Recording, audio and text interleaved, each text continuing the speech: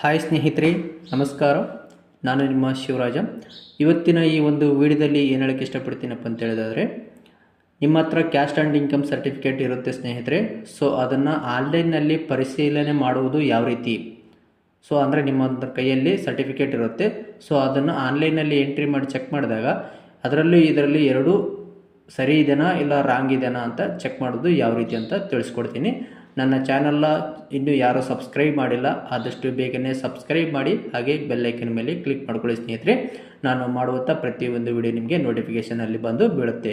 Okay, ಬನ್ನಿ ಸ್ನೇಹಿತರೆ. ಈಗ ನಿಮ್ಮ ಹತ್ರ ಇರುವಂತಹ ಸರ್ಟಿಫಿಕೇಟು ಆನ್ಲೈನಲ್ಲಿ ಮ್ಯಾಚ್ ಆಗ್ತಾ ಇದ್ದಾನೋ ಇಲ್ಲ ಅಂತ ಚೆಕ್ ಮಾಡೋದು ಯಾವ ರೀತಿ ಅಂತ ತಿಳಿಸ್ಕೊಡ್ತೀನಿ.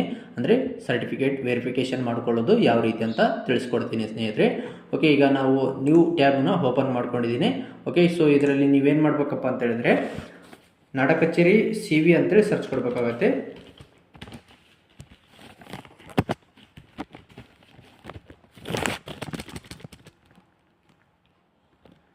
ಓಕೆ, ಇಲ್ಲಿ ನಾಡ ಕಚೇರಿ CV ಅಂತ ಸರ್ಚ್ ಕೊಡಿ ಸ್ನೇಹಿತರೆ. ಓಕೆನಾ, CV ಅಂದರೆ ಸರ್ಟಿಫಿಕೇಟ್ ವೆರಿಫಿಕೇಷನ್ ಅಂತೇಳಿ. ಸೊ ಓಕೆನಾ, ಇಲ್ಲಿ ಕಾಣ್ತಾ ಇದೆಯಲ್ಲ, ಸೊ ಇದ್ರ ಮೇಲೆ ಕ್ಲಿಕ್ ಮಾಡ್ಕೊಳ್ಳಿ. ಓಕೆ, ಇದ್ರ ಮೇಲೆ ಕ್ಲಿಕ್ ಮಾಡ್ಕೊಂಡಾಗ ಈ ರೀತಿಯಾಗಿ ಬರುತ್ತೆ.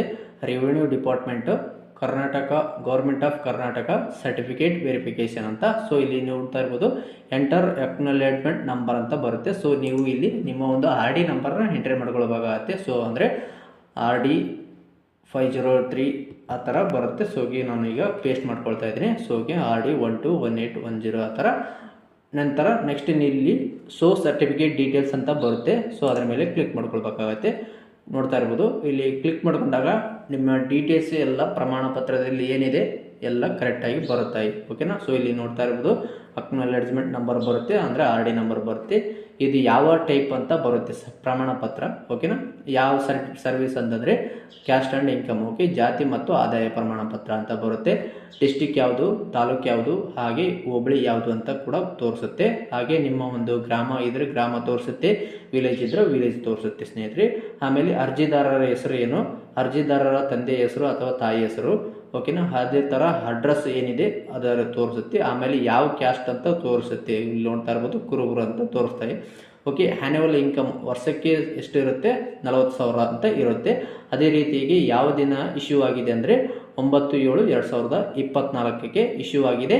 ಅಂದರೆ ಅದು ಅಪ್ರೂವಲ್ ಆಗಿರೋದು ಈ ದಿನಕ್ಕೆ ಅಪ್ರೂವಲ್ ಆಗಿದೆ. ಅದೇ ಥರದಾಗಿ ಯಾವ ದಿನ ಮುಕ್ತಾಯವಾಗುತ್ತೆ, ಡೇಟ್ ಆಫ್ ಎಕ್ಸ್ಪೈರಿಟಿ ಅಂದರೆ 8/7/2029 ಅಂದರೆ 5 ವರ್ಷ ವ್ಯಾಲಿಡಿಟಿ ಇರುತ್ತೆ ಕ್ಯಾಸ್ಟ್ ಆ್ಯಂಡ್ ಇನ್ಕಮ್.